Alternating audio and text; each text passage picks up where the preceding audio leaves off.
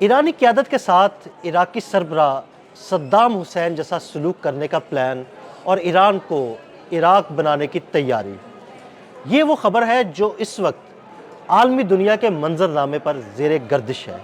اس بارے میں عامر رضا سے بات کرتے ہیں کہ یہ بیان کس کی طرف سے آیا اور یہ کیوں آیا۔ عامر بھائی، ایک بہت اہم بیان آیا ہے اور اس میں اس بات کی نشاندہی کی گئی ہے کہ امریکہ کی جانب سے یہ پلان کیا جا رہا ہے جو انہوں نے عراق کے ساتھ کیا وہی ایران کے ساتھ کیا جانا چاہیے۔ سب سے پہلے تو یہ بیان میری طرف سے آیا تھا۔ اگر آپ کو یاد ہے تو میں نے کہا تھا کہ عراق میں یہ بہانہ بنا کر یہ ٹوٹے تھے یا ٹوٹ پڑے تھے تمام یورپین اور امریکن اقوام کہ اس کے پاس بہت بڑے اسلحے ہیں، اور میں نے آپ کو یاد ہوگا کہا تھا کہ بیچارے کے پاس T-52 ٹینک نکلے جو دوسری جنگ عظیم کے بعد کی ٹیکنالوجی تھی، اور وہ ٹیکنالوجی اس کے کسی کام نہ آئی۔ دیکھیں اب یہ بات وہی بات جو میں نے کہی تھی، وہ اب بین الاقوامی ایٹمی توانائی ایجنسی جو ہے IAEA کے محمد البرادعی جو اس کے سابق سربراہ ہیں، انہوں نے بھی وہی بیان بات کی کہ ایران کو عراق بنانے کی سازش کی جا رہی ہے، یعنی ان کے خیال سے کہ عراق کی طرح سے ہی ایران میں جو ہے مداخلت کی جائے گی۔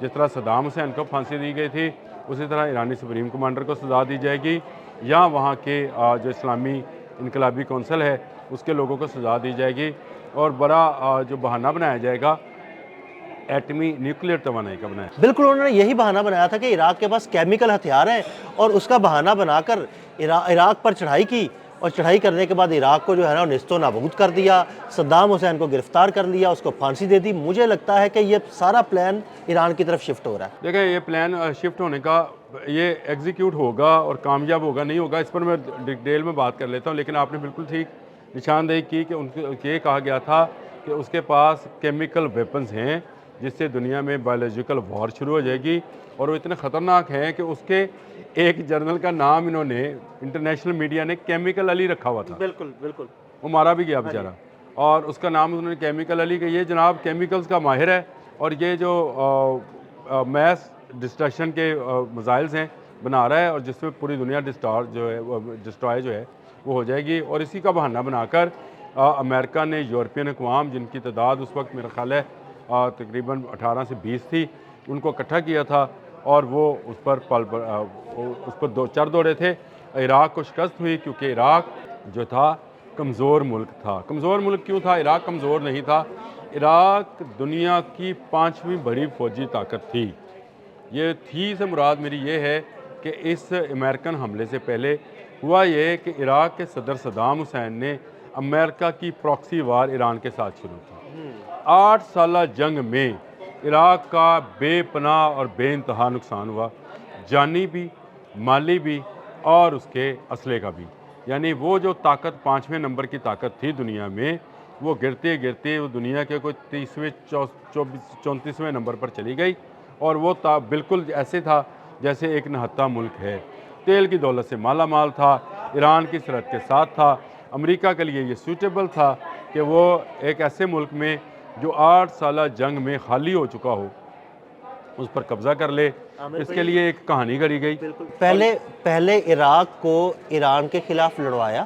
جو میں نے آپ سے کہا عراق نے پراکسی وار لڑی تھی امریکہ کی۔ ہاں بالکل، عراق کو ایران کے خلاف لڑوایا، جب عراق کمزور ہو گیا تو اس پر قبضہ کر لیا۔ اب دیکھیں اس کا امریکہ ابھی جو ہے اس کا میں یہ سمجھتا ہوں کہ اس کا اکاؤنٹ جو ہے وہ صحیح نہیں ہے، یعنی اس کا اندازے جو ہیں ایران کے متعلق غلط ہیں۔ دیکھیں عراق 8 سالہ جنگ کے بعد نکلا تھا، اور ابھی سٹیبل نہیں ہوا تھا، ابھی کھڑا نہیں ہوا تھا کہ اس پر امریکہ سمیت دوسری یورپی اقوام جو تھی وہ آ گئی، کیا کہہ کر کہ اس نے ایران کے خلاف جو ہے کیمیکل ہتھیار استعمال کیے تھے۔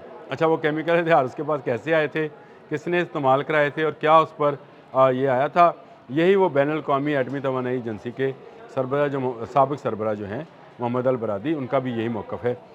اب وہ ایران نہیں ہے۔ دیکھیں ایران اس جنگ کو، جو 8 سالہ عراق ایران جنگ تھی، اس سے نکلے ایران کو لمبا عرصہ ہو گیا۔ ایران مسلسل پابندیوں میں رہا۔ ایران کے لیے 2 آکسیجن پوائنٹس تھے، آکسیجن سلنڈرز تھے، رشیا اور چین۔ انہوں نے آہستہ آہستہ ایران کو اس قابل کر دیا کہ وہ اپنی ٹیکنالوجی خود ڈیولپ کرنے کے قابل ہو گیا۔ اگر آپ کسی کو کسی جگہ بند کر دیں تو اس کی کہتے ہیں کہ سوچ کے دروازے جو ہیں کھل جاتے ہیں، تو ایران کے سوچ کے دروازے کھل گئے. ایران نے اپنے آپ کو فوجی سطح پر مضبوط کیا. اب یہ وہ عراق کی والا معاملہ نہیں ہے. ہاں بہانہ وہی ہے، اس کے لیے کیمیکل تھا، اس کے لیے نیوکلیئر ہے، تو اس کے لیے کہا جا رہا ہے کہ اس کے نیوکلیئر ریئیکٹر جو ہیں دنیا کے لیے خطرہ ہیں.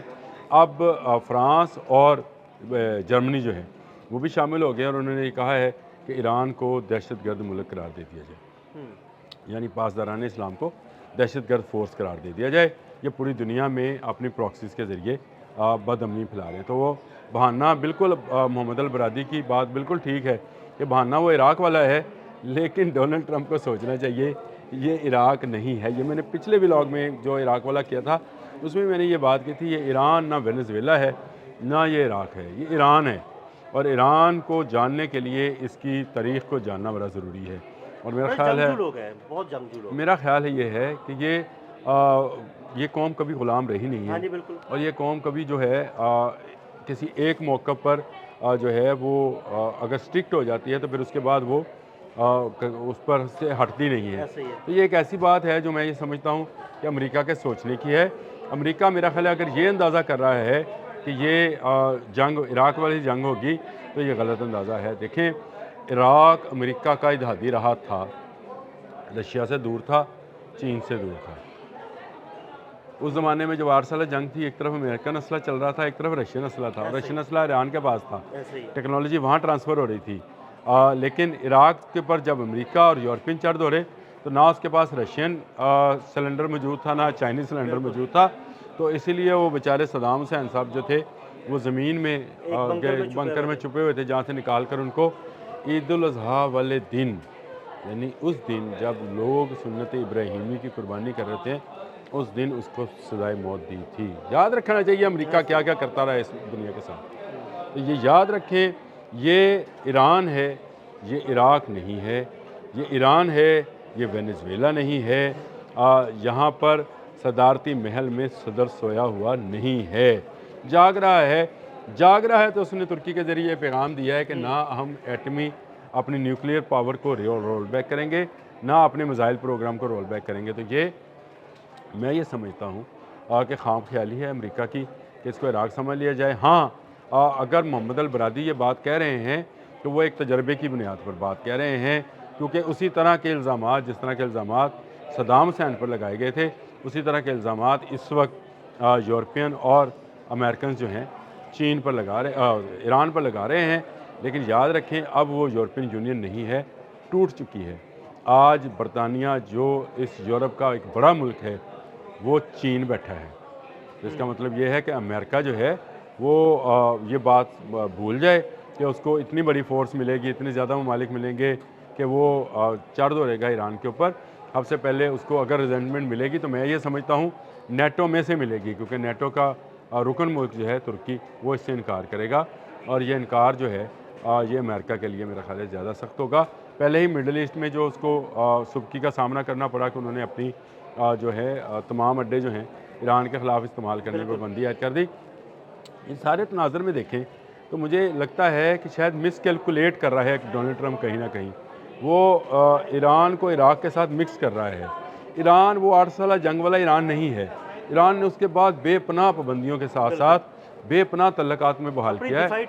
دیکھیں اس کے بعد ایک تو اس کی جو تیل کی ٹیکنالوجی تھی نا وہ ساری کی ساری رشین ریفائنریز کے اوپر ہے، امریکن ریفائنریز کے اوپر نہیں ہے. عراق کی ساری آئل کی ٹیکنالوجی جو تھی امریکن ریفائنریز کے اوپر تھی. یہ بڑا فرق ہے. کروڈ آئل کو صاف کرنے کے لیے بھی ٹیکنالوجیز ہیں. رشین الگ ٹیکنالوجی ہے، امریکن الگ ہے، عربک الگ ہے. ہر تیل کو، ہر برینڈ کو صاف کرنے کا الگ الگ جو ہے پلانٹس ہیں. تو یہ بات سمجھنی چاہیے. ایران ایک مضبوط ملک ہے اور ایران انشاءاللہ تعالی جو ہے اس خدشے اظہار تو کیا جاتا ہے کہ اس کو عراق سمجھا جائے گا اور عراق کی طرح ہی اس پر جو ہے وہ چڑھ دوڑیں گے.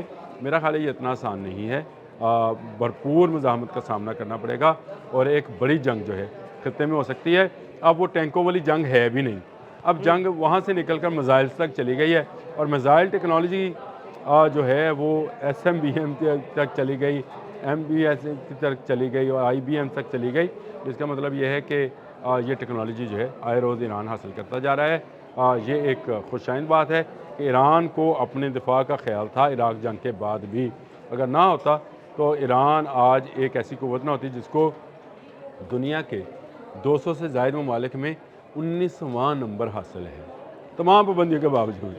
آج وہ 19ویں نمبر کی فورس ہے، تو یہ اس کو عراق مت سمجھا جائے۔ میرا حال محمد البرادعی کے خدشات ٹھیک ہیں، لیکن کیلکولیشن آف ڈونلڈ ٹرمپ جو ہے وہ صحیح ہے۔ بہت شکریہ عامر رضا، بالکل عامر رضا نے بڑی تفصیل کے ساتھ اس سارے معاملے پر روشنی ڈالی۔ عدیل احمد اور عامر رضا کو اجازت دیجیے گا، اللہ حافظ۔